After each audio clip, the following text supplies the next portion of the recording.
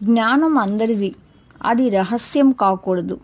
దాన్ని పొందడానికి ఎలాంటి ఆంక్షలు, నిషేధాలు ఉండకూడదు అని నినాదించడమే కాదు, గురువు ఆదేశాన్ని ధిక్కరించి లోకానికి అష్టాక్షరి మంత్రాన్ని ఎలుగెత్తి ప్రకటించిన ఆధ్యాత్మిక విప్లవకారుడు శ్రీమద్ రామానుజాచార్యులు. అచంచలమైన భక్తితో ఆరాధిస్తే ఎవరైనా ఆ భగవంతుని అనుగ్రహాన్ని అందుకోవచ్చని స్పష్టం చేసిన శ్రీ రామానుజులు శ్రీ వైష్ణవ ధర్మాన్ని కుల లింగ భేదాలకు అతీతంగా రూపుదిద్దారు. సకల జగత్తుకు కారకుడు భగవంతుడైన ఆ శ్రీమన్నారాయణుడు ఆయన పట్ల భక్తి ప్రపత్తులను కలిగి ఉండాలి. అప్పుడే పూర్వ ప్రస్తుత కర్మల వల్ల కలిగిన సుఖదుఖాల నుండి విముక్తి పొందగలం.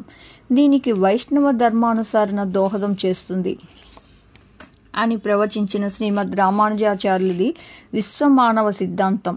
సమతను, మానవతను చాటి చెప్పిన ఆయన 1000 ఏళ్ల క్రితమే కులమతాలకు అతీతంగా సహభక్తి బోధనాలను ప్రోత్సహించారు.